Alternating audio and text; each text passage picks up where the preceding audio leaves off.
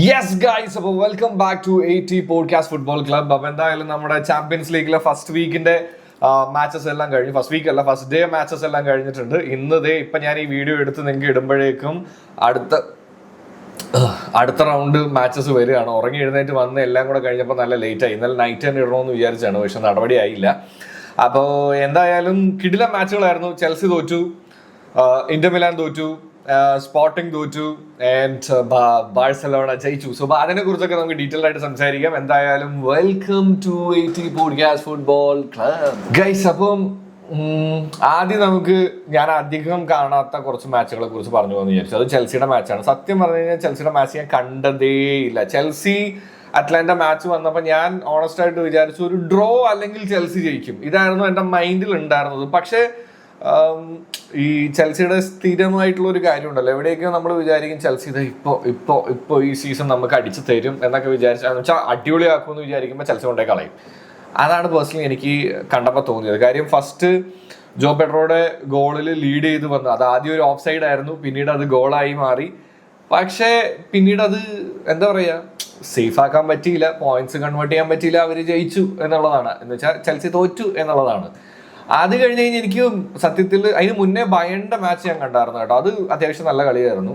First Sporting അടിച്ചു, പിന്നെ Bayern തിരിച്ചടിച്ച് കയറി വന്നു. അത് എക്സ്പെക്റ്റഡ് ആയിരുന്നു എന്നുള്ളതാണ്. സത്യത്തിൽ അങ്ങനെ വേറെ ഒന്നും എനിക്ക് ആ മാച്ചിന് അയ്യോ ഇതാണ് സംഭവം അങ്ങനെ ഒന്നും പറയാൻ തോന്നിയില്ല. സ്പോർട്ടിങ് അത്യാവശ്യം നല്ലോണം ശ്രമിച്ചു കേട്ടോ, നല്ലോണം ശ്രമിച്ചു. എന്താ നിങ്ങൾക്ക് ആ മാച്ചിൽ തോന്നിയെന്നുള്ളത് പറയണേ. ആൻഡ് അത് കഴിഞ്ഞ് പിന്നെ ഞാനിങ്ങനെ നൈസായിട്ട് നമുക്കൊരു വാച്ച് അലോങ് ഒക്കെ സ്റ്റാർട്ട് ചെയ്താലോ മാച്ചിൻ്റെ ആലോചിച്ചുകൊണ്ടിരിക്കുകയാണ്. എന്താണ് നിങ്ങളുടെ അഭിപ്രായം എന്നുള്ളത് പറയാം. യൂട്യൂബിൽ എനിക്കറിയാം ലോങ് ഫോർമാറ്റിൽ എനിക്ക് ഒട്ടും വ്യൂവേഴ്സ് ഇല്ല, പക്ഷെ എന്നാലും ശ്രമിച്ച് നോക്കാമല്ലോ. പതുക്കെ പിടിക്കുമ്പോഴാണല്ലോ അതൊക്കെ നടക്കുക എന്നുള്ളതാണ്. പിന്നെ ഈ ഡേയില് എല്ലാവരും കൂലംകഷമായി വെയിറ്റ് ചെയ്തിരുന്ന ലിവർപൂൾ തോക്കുമോ ഇന്ററിനെതിരെ, എസ്പെഷ്യലി സാല ഇല്ലാതെയാണ് വരുന്നത്. സോ അപ്പോൾ അങ്ങനത്തെ ഒരു സാധനമൊക്കെ കിടക്കുമ്പോൾ എന്തായിരിക്കും അവസ്ഥ എന്നുള്ളത് ഇങ്ങനെ ആലോചിച്ചിരുന്നു. കാരണം സാല അവിടെ ഇരുന്ന് ശപിച്ച് ഇപ്പൊ തോക്കും, ആർനെ സ്ലോട്ടിന്റെ കേസ് ആകെ പ്രശ്നമാവും എന്നൊക്കെ വിചാരിച്ചു കഴിഞ്ഞപ്പോൾ സത്യം പറഞ്ഞ ഉള്ളത് പറയുകയാണെന്നുണ്ടെങ്കിൽ ഞാൻ മുഴുവൻ കണ്ടില്ല, ഇടയ്ക്കിടയ്ക്കാണ് കണ്ടത്. ആ കണ്ട സമയത്തെല്ലാം എനിക്ക് തോന്നിയൊരു കാര്യം എന്താണെന്ന് വെച്ച് കഴിഞ്ഞാൽ ലിവർപൂളിനേക്കാൾ നന്നായിട്ട് കളിച്ചത് ഇന്റർ മിലാൻ തന്നെയാണ്. പക്ഷെ ആ ലാസ്റ്റിലെ പെനാൽറ്റി കളി മൊത്തം അങ്ങ് മാറ്റിക്കളഞ്ഞെന്നുള്ളതാണ്. അല്ലായിരുന്നെങ്കിൽ ഒരു ഡ്രോ അല്ലെങ്കിൽ ലിവർപൂൾ തോക്കേണ്ട ഒരു മാച്ച് എന്നാണ് പേഴ്സണലി എനിക്ക് ഫീൽ ചെയ്തത്. അതുപോലെ അതിനകത്ത് കൊനാറ്റയുടെ ഒരു ഗോൾ ഉണ്ടായിരുന്നു, അത് ഹാൻഡ് ബോൾ അല്ലായിരുന്നെങ്കിൽ ലിവർപൂൾ ലീഡ് ചെയ്യേണ്ട മാച്ചായിരുന്നു ഫസ്റ്റ് ഹാഫിൽ തന്നെ. പക്ഷെ എന്തായാലും എനിക്ക് തോന്നിയില്ല ലിവർപൂൾ ജയിക്കേണ്ട പെർഫോമൻസ് കാഴ്ച വെച്ച് ജയിച്ചതായിട്ട് എനിക്ക് പേഴ്സണലി ഫീൽ ചെയ്യുന്നില്ല. പക്ഷെ at the end of the day ലിവർപൂളിന് ഈ പ്രശ്നങ്ങളൊക്കെ ഉള്ളപ്പോൾ ഈ ഒരു 3 points are like always a positive thing.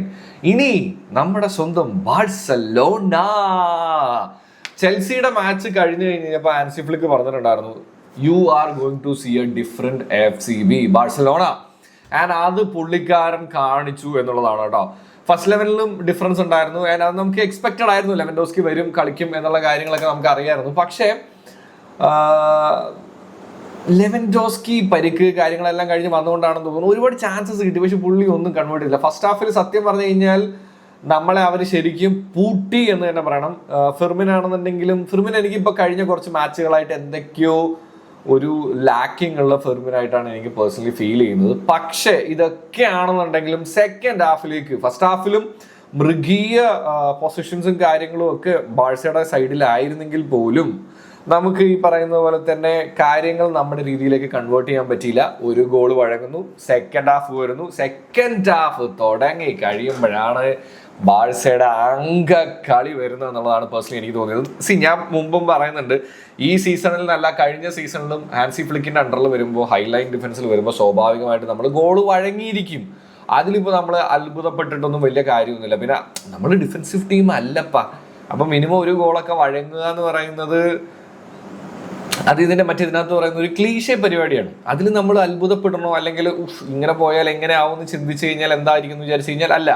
പക്ഷെ അതേസമയം നമുക്ക് ഗോളുകൾ കൺവേർട്ട് ചെയ്യാൻ പറ്റാതിരുന്നു കഴിഞ്ഞ് കഴിഞ്ഞാൽ, നമുക്ക് ഗോൾ സ്കോർ ചെയ്യാൻ പറ്റാതിരുന്നു കഴിഞ്ഞ് കഴിഞ്ഞാൽ അത് ടെൻഷൻ അടിക്കേണ്ട ഒരു കാര്യമാണെന്നുള്ളതാണ് കേട്ടോ. എനിക്ക് അതിൽ തോന്നിയൊരു കാര്യം ഓണസ്റ്റ് ആയിട്ട് പറയുകയാണെന്നുണ്ടെങ്കിൽ, ആ കാര്യത്തിൽ ഇന്നലെ റഫീന ആയിക്കോട്ടെ, ലമീൻ യമാൽ ആയിക്കോട്ടെ, they were just കുക്കിംഗ്, ഒന്നും പറയാനില്ല. യമാലിനെ പൂട്ടാൻ എത്ര പേരെ നിർത്തണം? ഇനി പറ്റുന്നുണ്ടെങ്കിൽ ആ സൈഡിൽ ഒരു 3-4 പേരെ യമാലിനെ പൂട്ടാൻ വേണ്ടി മാത്രം നിർത്ത്. അതായിരിക്കും നല്ലതെന്ന് തോന്നുന്നു. കാരണം ആ ലെവലിലാണ് പുള്ളി ബോൾ തൊട്ട് കഴിയുമ്പോഴേക്കും 2 പേര്, ഒപ്പം തന്നെ സപ്പോർട്ടിന് വീണ്ടും ഒരാൾ വരികയായിരുന്നു. എപ്പോഴും അത് ഭയങ്കര എവിഡന്റ് ആയിരുന്നു. പക്ഷെ എന്നാൽ പോലും റാഷ്ഫോർഡ് ഇറങ്ങിയതിനു ശേഷം സത്യത്തിൽ അവരുടെ എൻറ്റയർ പ്ലാൻസിനെയും ബ്രേക്ക് ചെയ്ത ഒരു ബാഴ്സലോണയെ കാണാൻ പറ്റി, വിച്ച് ഇസ് വെരി പോസിറ്റീവ്. അതുകൊണ്ട് തന്നെയാണ് നമുക്ക് ഇന്നലെ 3 പോയിന്റ്സ് അടിച്ച് കയറാനായിട്ട് പറ്റിയത്. ഇനിയുള്ള എല്ലാ മാച്ചസും നമുക്ക് ചാമ്പ്യൻസ് ലീഗിൽ ഇമ്പോർട്ടൻ്റ് ആണ്. ഒരു മാച്ച് പോലും നമുക്ക് ഡ്രോ പോലും ചിന്തിക്കാൻ പറ്റാത്തൊരു സിറ്റുവേഷൻ ആണ്. അപ്പം എന്ന് വെച്ചാൽ എനിക്ക് തോന്നുന്നു മിനിമം 12 പോയിന്റ്സ് ഒന്നും നമ്മൾ അടിക്കണം ഇനി, അല്ലെങ്കിൽ മിനിമം 12 പോയിന്റ്സ് കിട്ടിയാൽ തന്നെ നമുക്ക് എന്ത് ചെയ്യാൻ പറ്റുള്ളൂ, ഇനി അടുത്ത റൗണ്ടിലേക്ക് നമ്മൾ ഉണ്ടാവുമെന്ന് നമുക്ക് ഉറപ്പിക്കാൻ പറ്റുള്ളൂ. സോ എന്തായാലും എനിക്ക് പേഴ്സണലി തോന്നിയത് ഇന്നലത്തെ മാച്ചിൽ ഏകദേശം 70%, ടോട്ടൽ മാച്ച് കഴിഞ്ഞ് കഴിഞ്ഞപ്പോൾ 70%-ഓളം പൊസിഷൻ ബാഴ്സലോണയുടെ കയ്യിലുണ്ടായിരുന്നു. 700-ലധികം പാസുകൾ നമുക്ക് ചെയ്യാൻ പറ്റി. ആൻഡ് അതിനകത്ത് 91% അക്യുറേറ്റ് ആയിട്ടുള്ള പാസുകളാണ് കാണാൻ പറ്റിയത്, വിച്ച് ഇസ് വെരി പോസിറ്റീവ്. എന്നെ സംബന്ധിച്ചിടത്തോളം ഭയങ്കര പോസിറ്റീവ് ആയിട്ടുള്ളൊരു കാര്യമാണ്. അതോടൊപ്പം തന്നെ എനിക്ക് തോന്നിയ മറ്റൊരു കാര്യം എന്ന് പറയുന്നത്, ഇപ്പോൾ Pedri, Raphinha, Yamal, Ferran Torres, ഈ റൂഡി ബാഡ്ജി, ജുവാൻ ഗാസിയ, ഇവരെല്ലാവരും ആ റിതം ഒന്ന് പതുക്കെ കണ്ടുപിടിച്ച് തുടങ്ങിയിട്ടുണ്ട്. ഇപ്പോൾ ബാഴ്സയുടെ ഏറ്റവും അത്യാവശ്യമായിട്ടുള്ളൊരു കാര്യമായിട്ട് എനിക്ക് തോന്നുന്നത്, നമ്മൾ ഒത്തിരി പ്രശ്നങ്ങളിലൂടെ ആയിരുന്നു, ഇഞ്ചുറി കാര്യങ്ങൾ അതെല്ലാം കഴിഞ്ഞ് കഴിഞ്ഞാൽ നമ്മളൊന്ന് തിരിച്ചു വന്ന് നിൽക്കുന്ന സമയമാണ്. അപ്പോൾ സ്വാഭാവികമായിട്ട് എന്താണ് വേണ്ടത്, ഈ പ്രശ്നങ്ങളൊന്നും ഇല്ലാതെ ഇങ്ങനെ നിൽക്കണം എന്നുള്ളതാണ്. അതിപ്പോൾ പറ്റിയിട്ടുണ്ടെന്നുള്ളതാണ്. പേഴ്സണലി എനിക്ക് അങ്ങനെയാണ് തോന്നിയത്. ഇതല്ലാതെ പല രീതിയിൽ ചിന്തിക്കുന്നവരുണ്ടാവും കേട്ടോ. ഞാൻ എൻ്റെ ഒരു പെർസ്പെക്റ്റീവ് പറഞ്ഞതേ ഉള്ളൂ. എന്തായാലും നിങ്ങൾക്ക് ഈ ഡേയ്സിലുള്ള അഭിപ്രായങ്ങൾ താഴെ കമന്റ് കയറും. ആൻഡ് ഞാൻ പറഞ്ഞില്ലേ, മാച്ച് അലോങ്ങിനെ കുറിച്ചുള്ള ഒരു അഭിപ്രായം കൂടെ പറയണം. ഒപ്പം ഇന്നും ഭയങ്കര ക്രൂഷ്യലാണത്. ഇപ്പം ഞാൻ ഈ വീഡിയോ ഇടുമ്പോഴേക്കും നമ്മുടെ റയൽ സിറ്റി മാച്ച്, അത് എപ്പോൾ എങ്ങനെ അവരിപ്പോൾ ഏത് ടീം സ്ട്രോങ് ആയിട്ട് നിൽക്കുന്ന സമയത്താണെന്നുണ്ടെങ്കിലും ആ മാച്ച് എന്ന് പറയുമ്പോൾ അതൊരു 1.5 മാച്ച് ആയിരിക്കും. എന്തായാലും ഞാൻ ലൈവ് ഇവിടെ കാണാനിരിക്കുന്നുണ്ടാവും. Let's wait and see what happens. എനിക്ക് എവിടെയോ സാബി അലോൺസോനെ ഭയങ്കര ഇഷ്ടമാണ്. പക്ഷേ എൻ്റെ ബുദ്ധി പറയുന്നു ഇന്ന് റയൽ തോക്കുന്നു, പക്ഷെ എവിടെയൊക്കെ എൻ്റെ മനസ്സ് പറയുന്നു റയൽ ജയിക്കും എന്നുള്ളത്. So let's wait and see അല്ലേ.